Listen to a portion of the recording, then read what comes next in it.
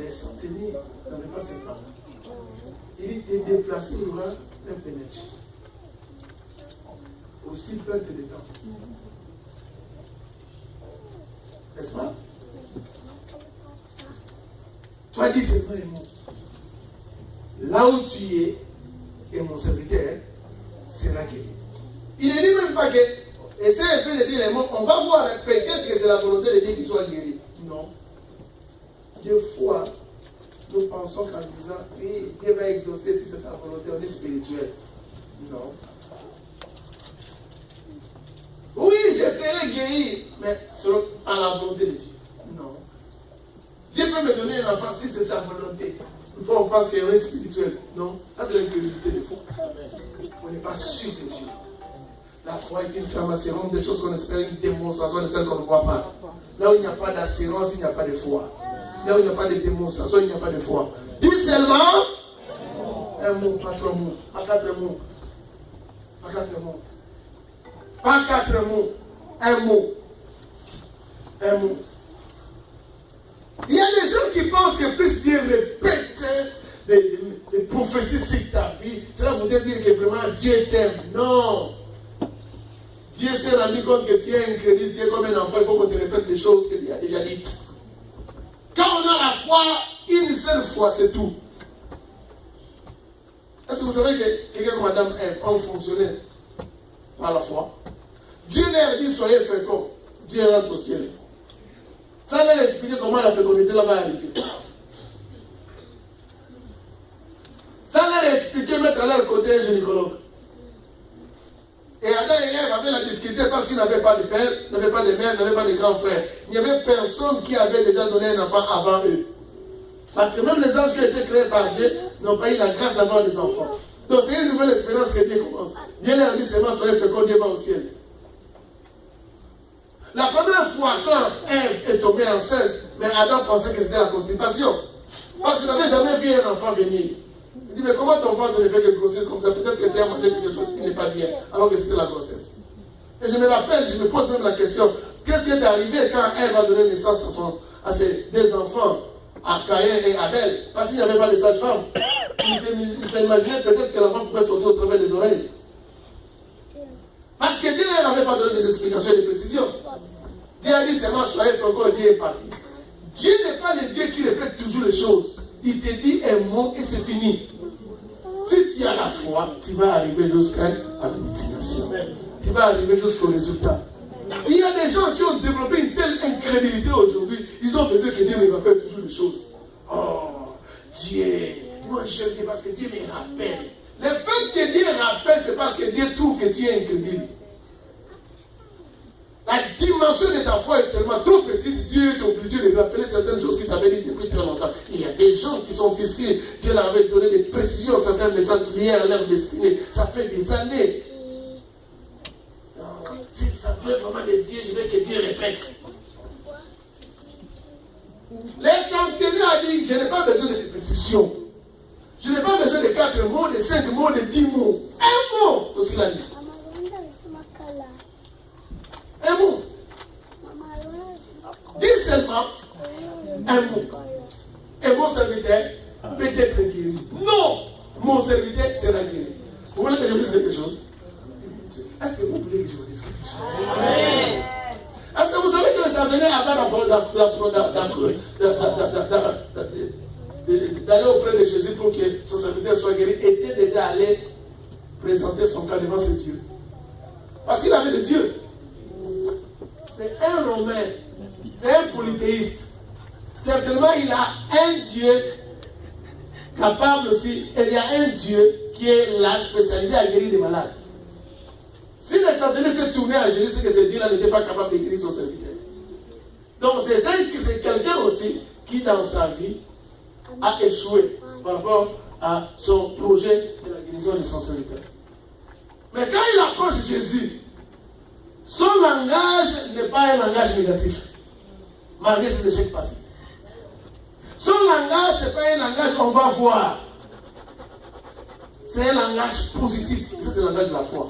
Dis seulement un mot, et mon serviteur sera guéri. Parce que si ce Dieu à lui était capable de guérir ce serviteurs, les centeniers n'allaient pas venir auprès de Jésus. C'est parce que ces vieux étaient incapables de guérir ses serviteurs. C'est comme ça que les centeniers s'est approchés à Jésus pour la guérison de son serviteur. Un langage positif. Combien de fois, même quand nous approchons Dieu, on a un langage très négatif. Un langage pas trop clair. Il peut ne pas être guéri. Bon, on va voir, hein. Ça dépend de la volonté de Dieu. En dehors de la volonté de Dieu, il y a aussi le temps de Dieu. Et nous pensons être spirituels. Alors que c'est une prudence qui annule la foi. Et les sentinelles ont manifesté. Il dit seulement un mot. Je vous ai dit, je vous rappelle, un mot. Et mon serviteur sera guéri. Pas peut-être guéri, mais sera guéri. Un païen. Mais les mêmes disciples là, n'est-ce pas? Quand ils étaient avec Jésus là-bas, qu'est-ce que Jésus leur a dit? Passons de l'autre côté. Un mot était déjà dit non. Mais quand ils sont arrivés, il y a eu la tempête. Qu'est-ce qu'ils ont dit? Seigneur, pourquoi ne t'inquiètes-tu pas de ce qui nous prend? Ces gens-là ont l'avantage d'être avec Jésus. Ils ont déjà reçu un mot que les centeniers étaient en train d'attendre de la part du Seigneur. Mais le vrai problème dans leur cœur, ils n'ont pas la foi. Mais avec les centeniers, on voit une expression, une manifestation de la foi. Les seuls mots suffisent. Et vous savez quelque chose. Quand Jésus, quand il s'est séparé de Jésus, il est parti pour lui. Pourquoi il est parti? Parce qu'il savait que les seuls mots de Jésus allaient guérir son serviteur. Et je peux même vous déranger. Vous savez que Jésus, dans l'histoire, n'a même pas dit les mots. Le fait seulement que la prière là est arrivée à Jésus, les centeniers savaient déjà que, même s'il ne l'a pas clairement dit, mais c'est déjà une solution. C'est vraiment, lisez les textes. Jésus n'a même pas dit les mots. Bon, comme tu ne veux pas que je puisse me déplacer pour venir jusqu'à la maison, bon, maintenant là j'ai un mot. Ça veut dire, quel est son nom? Oh non, Papyrus. Papyrus, le seul mot qui vient de moi, et celui-ci, soit guéri. Jésus ne l'a même pas fait. Mais tu vas te rendre compte que les centeniers s'étaient déjà séparés avec Jésus. Parce qu'il est allé chez lui à la maison. Mais ce qui est grave, c'est qu'en allant chez lui à la maison, il a trouvé son serviteur était déjà guéri. Oh mon Dieu. Oh mon Dieu. La foi c'est autre chose. La foi c'est une autre dimension. Jésus n'a même pas dit les mots. Mais le fait qu'il a croisé Jésus, il a présenté son cas à Jésus, sachant que Jésus avait cette compassion, avait cette capacité de guérir son serviteur pour les centeniers. C'était déjà beaucoup. Oh non, bon, dis seulement un mot, mon serviteur sera guéri. Dis d'abord, dis d'abord. Oh Seigneur, tu n'as pas dit les mots, tu n'as pas dit, mais il faut que tu n'as pas dit. Tu n'as pas dit les mots. Bon, Marie Étienne dit les mots, mais tu vois, pour que je sois vraiment convaincu, et toi, c'est intéressant pour toi, nous devons aller avec le fils de Pierre pour qu'il puisse constater que réellement les mots là que tu as dit apporté le fruit. Le centenier n'avait même pas besoin de Pierre, n'avait même pas besoin de Jean. Le fait qu'il a croisé Jésus, lui a dit dis les mots. Même si Jésus n'a pas dit les mots, pour lui c'est déjà bon. C'est ce qu'il a dit. Et en allant à la maison, sa foi a pris. Tu dis sa foi? Bien aimé, Hébreux 11, verset 6 dit sans la foi, il est impossible de lui être agréable. Le mot est impossible. C'est parce que vous comprenez le mot. Impossible de lui être agréable. La crainte de Dieu sans la foi signifie absolument rien. La prière sans la foi, ça veut dire absolument rien. Il faut que celui qui s'approche de Dieu croit d'abord que Dieu existe et les représentants de ce qu'il cherche. Amen. Seigneur, dis seulement. Mais je lis les textes. Parce que c'est un texte qui m'a défini. Je lis les textes. Quel est là le secret de la foi de ces enfants? Et cet esprit m'a dit, attention l'enfant. Tu ne lis pas très bien les textes, tu n'analyses pas très bien les textes. J'ai dit, Seigneur, ouvre-moi. Il m'a dit, les centeniers que tu vois là, c'est un militaire. Les centeniers n'est pas son nom. Les centeniers, ce sont grades dans l'armée. Donc, pour bien saisir ces tests, tu dois entrer, tu dois pénétrer les domaines du militaire, les domaines de l'armée.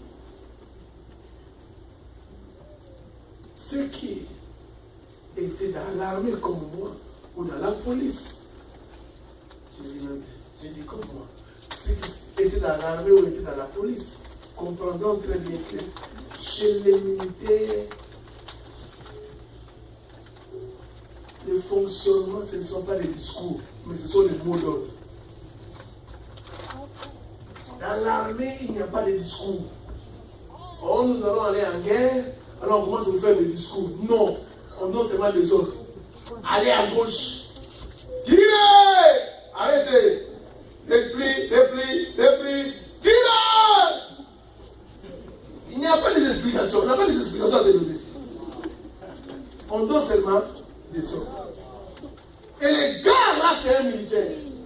C'est comme ça que quand il approche, je lui dis, tel que tu me vois là, j'ai des supérieurs avec moi, j'ai aussi des subalternes. Je dis à l'un va et à l'autre va, fais ceci, il le fait, il fait ça, il le fait. Dans l'armée, le langage est un langage d'ordre. Des ordres, c'est tout. Il n'y a pas d'explication. Et vous devez savoir que le Dieu que nous prions, c'est aussi l'Éternel Dieu des armées. Et quand vous lisez très bien la parole de Dieu, vous allez vous rendre compte, même quand Dieu créait, donnait des hommes, que la lumière soit, que la lumière fait. Il n'y a pas des explications. Que la lumière soit rouge, ça soit blanc, non. Que la lumière soit et la lumière fait. Il dit un mot et la chose. Est-ce que je parle à une personne? Il dit un mot et la chose. Oui. Le langage est militaire. C'est le langage des ordres. Quand un supérieur te donne un ordre dans l'armée, il n'y a pas de réflexion. Même si tu te dit d'arrêter ta femme, tu vas l'arrêter. Il n'a même pas besoin de te donner des explications. Oh non, je vais bien dire mon supérieur, je vais bien arrêter ma femme, mais au moins convainc-moi. Il n'y a pas de conviction. On arrête d'abord.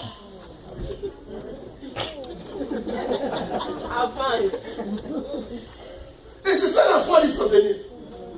On est dans un langage militaire. Mais écoute ce que les centeniers disent. Tel que tu le vois, Jésus, je suis soumis au supérieur. Mais j'ai aussi les subalternes. N'est-ce pas? Alors, il nous faut maintenant entrer pour comprendre qui sont ces subalternes et qui sont ces supérieurs. D'où, on a besoin de faire une petite recherche pour savoir la hiérarchie dans l'armée romaine. Chez les Romains, la hiérarchie la plus basse commençait par celui qu'on appelait escouade. Un escouade, c'est quelqu'un qui dirige 4 soldats. Si vous quittez la dimension d'escouade, vous arrivez maintenant à la dimension du centenier ou encore centurion. Là, vous commencez à diriger 100 soldats. Amen. Hein? Amen. Hein? Amen. Si vous quittez la dimension du centurion ou du centenier, vous arrivez à la dimension du tribun. Et un tribun, c'est quelqu'un qui commence déjà à diriger à peu près 400 à 500 soldats. Si vous quittez la dimension du tribun, vous arrivez maintenant à la dimension du légionnaire. Vous dirigez une légion. Et là, vous commencez à diriger 5000 à 6000 soldats. C'est la raison pour laquelle, dans Marc 5, le démoniaque que Jésus devait chasser, il a dit, combien de démons y a-t-il dans ton corps? Il a dit, nous sommes une légion. Donc 5000 à 6000 démons. Quand vous quittez la dimension du légionnaire, vous commencez maintenant à dominer. Là, vous avez maintenant la dimension du dominateur. Quand vous quittez la dimension du dominateur, vous commencez maintenant à avoir de l'autorité. Là, vous devenez une autorité. Vous devenez autoritaire et vous dirigez une autorité, je vous le dis. Quand vous quittez cette dimension-là, vous commencez maintenant à devenir prince. Là, vous dirigez maintenant une principauté. Quand vous quittez la dimension du prince, vous commencez maintenant à avoir de la dignité. Vous devenez un dignitaire et vous dirigez une dignité. Et là, vous êtes vraiment presque au sommet de la hiérarchie militaire chez les Romains. C'est la raison pour laquelle, quand l'apôtre Paul parle dans la Bible, que nous n'avons pas lutter contre la chair et le sang, comme les principautés, les autorités, les dominateurs dans les célestes, il n'est pas en train de parler des démons qui sont au ciel. L'apôtre Paul est en train, n'est-ce pas, de nous parler des grades qui existaient de l'armée romaine. Pour que nous comprenions que même dans les domaines, même dans le royaume satanique, il y a une certaine hiérarchie en comparaison avec l'hiérarchie qu'il y a dans l'armée romaine. Et quand vous atteignez la dimension du dignitaire, n'est-ce pas, vous commencez à avoir de la dignité dans l'empire romain, les seuls grades qui vous restent, les seuls niveaux qui vous restent, c'est de devenir seigneur. Et quand vous devez devenir seigneur, c'est-à-dire que vous êtes arrivé à aller en expédition contre un royaume dont le roi menace l'empire romain, vous allez en expédition, vous allez en guerre, et quand vous gagnez ce roi-là qui menace Rome et les Romains, alors l'empereur doit vous couronner. Et pour qu'il vous couronne, il vous amène dans un stade. Et dans ce stade-là, au podium, il y a 3 chaises. Il y a la chaise de l'empereur au milieu. Il y a, vous connaissez les tapis pourpres, mais l'ancien dignitaire là, qui a vaincu l'autre royaume là, qui a vaincu l'autre roi là, il est maintenant à gauche. Et à gauche, on met juste un tapis bleu d'orange ordinaire. Mais la chaise qui est à droite là, c'est une chaise qui est vide. Et il n'y a pas de tapis. Et tout Romain doit être là, parce que c'est le jour de l'humiliation du roi là, du roi ennemi, du général ennemi, qui faisait peur à tout Rome. Et l'empereur prend maintenant la parole. Il dit, vous connaissez ce monsieur, je donne l'exemple par exemple de Marcus. Ce monsieur Marcus qui était dignitaire. Il est allé en expédition contre ce roi ici qui parlait trop et qui pensait qu'il pouvait déstabiliser Rome. Il est allé en expédition. Il est sorti de notre territoire. Il est sorti de notre empire. Il est allé en expédition, mais il a vaincu ce roi-là. Il a vaincu ce roi et son armée. Et comme dans l'ancien temps, on ne tuait pas les ennemis, il ne pouvait pas tuer le roi ainsi que son armée, mais il les amenait pour les annexer. Mais il y avait quelque chose. L'empereur prenait cet ancien dignitaire qui a vaincu là, il disait à partir d'aujourd'hui, tu ne seras plus à ma gauche, je te place maintenant à ma droite. Parce que tu es devenu un proche. Parce que tu as fait quelque chose de très, très, très important pour Rome. Sinon, Rome allait être déstabilisée si ce n'était pas des prouesses. Et comme il n'y avait pas de tapis, il prend l'ancien roi là qui parlait beaucoup, qui pensait déstabiliser Rome, il le place là en bas. Il est là à lutter en bas. Et il prend le nouveau Marcus qui était dignitaire, qui est devenu maintenant seigneur. Comme tapis, on lui donne l'ancien général là qui parlait beaucoup. Il commence maintenant à marcher sur lui. Et quand il marche là, il crachait sur ces rois-là vaincus. Il crachait. C'est ça la notion de faire de tes ennemis son marchepied. Amen. Il crachait dessus. Vivant, crachait dessus. Et l'empereur prend maintenant la parole. Vous tous, n'est-ce pas, les militaires, l'armée qui a été vaincue, un seul mot de ce Seigneur doit être exécuté à la lettre. Parce qu'il vous a vaincu. Un seul mot venant de lui doit être exécuté à la lettre. Et marchez sur lui, marchez sur lui. Bien aimé, ce qui est grave, c'est que c'est ce que les centeniers avaient compris. Les centeniers s'est rendu compte que les démons qui dérangeaient son serviteur là avaient un certain niveau dans le monde démoniaque, un certain grade dans le monde démoniaque. Quand il approche Jésus, remarquez très bien, il n'appelle pas Jésus fils de Marie ou fils de Joseph. Il n'appelle pas fils de David comme Barthélemy. Il dit Seigneur, dit seulement. Les centeniers a eu la révélation que la personne qu'on voit là, dans le domaine des esprits, c'est un Seigneur. C'est comme ça, il était en train d'expliquer à Jésus. Moi, tel que je suis là, je suis un centenier. J'ai encore un grade très bas. Parce que je squatte centenier, n'est-ce pas? Et quand vous montez, le Seigneur est au sommet. Mais déjà moi, à partir du pouvoir, le petit pouvoir que j'ai, quand je rencontre mes serviteurs, je lui dis à l'un, va, et à l'autre, fais ceci, il le fait. Mais toi, tu as un niveau très, très élevé. Tu ne peux même pas te déplacer pour aller donner des ordres à ces petits démons-là qui dérangent mon serviteur. Toi, dis seulement un mot à cause de ton niveau, de ton grade, là où ce petit démon-là qui ressemble à un caporal dans l'armée satanique, il va directement obéir. Vous n'avez pas compris. Les centeniers ont reçu une révélation terrible.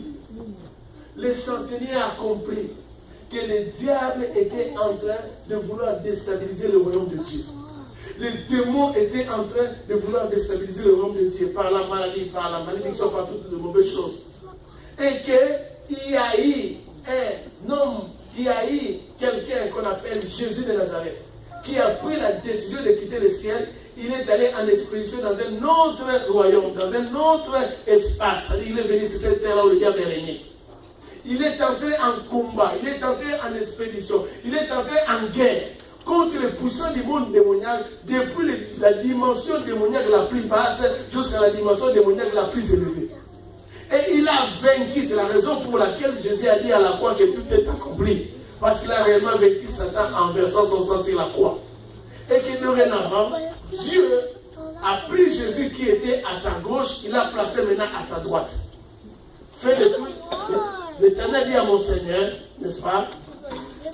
Assieds-toi à ma droite jusqu'à ce que je ferai de tes ennemis ton marche de pied. Et à la croix, Dieu a accompli cette prophétie. N'est-ce pas? Jésus est allé à la croix. Il a vaincu le diable à la croix. Il a vaincu les démons à la croix. Mais attention, il n'a pas seulement vaincu les démons. Il a commencé à combattre les puissants démoniaques depuis la dimension des démons la plus bas jusqu'à la dimension des démons la plus haute. Et Jésus les a terrassés tous. C'est la raison pour laquelle quand il a fini le travail, il a dit que tout maintenant est accompli. Vous ne pouvez jamais être inquiété. Il n'y a aucun démon, à partir du caporal des démons jusqu'au général des démons qui pourra vous inquiéter parce que je les ai vaincus tous. Amen. Et il est allé au Père.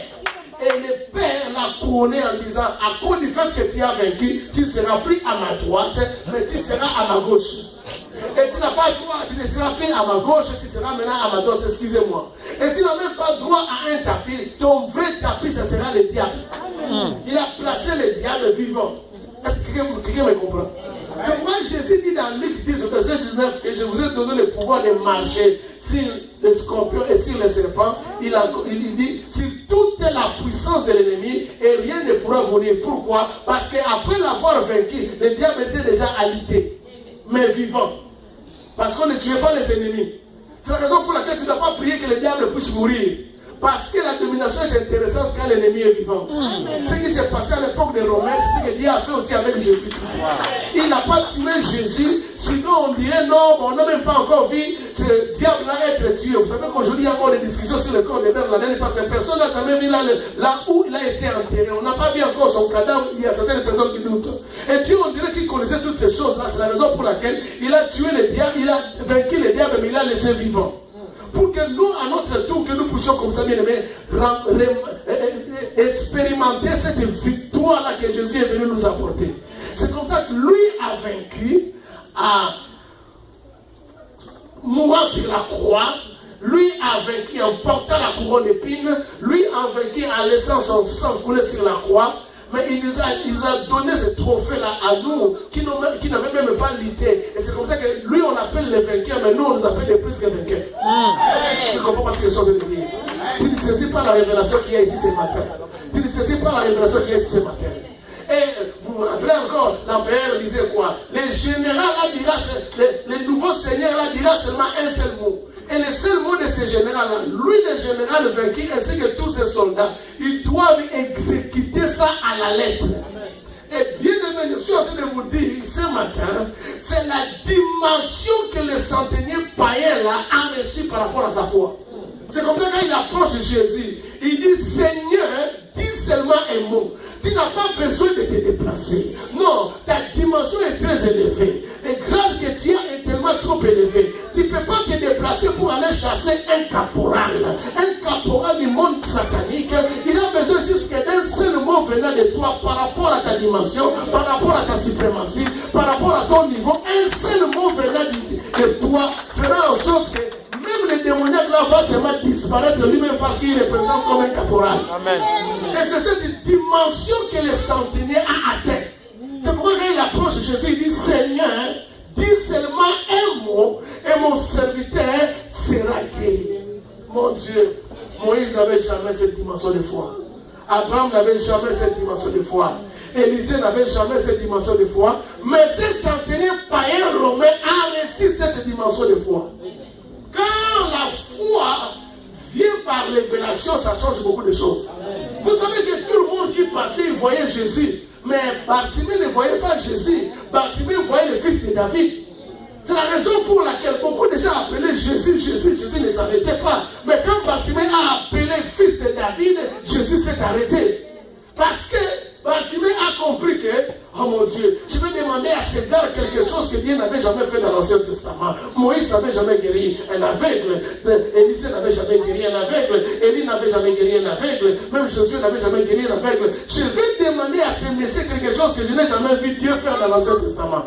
Mais Bartimée, qui n'allait même pas dans une église parce qu'il était aveugle, tous ceux qui avaient des handicaps comme ça physiques ne pouvaient même pas entrer au temple, était capable de comprendre Ésaïe 41 et Ésaïe 35 qui dit que lorsque le serviteur de l'Éternel, un des descendants de David viendra, il ouvrira les yeux des aveugles.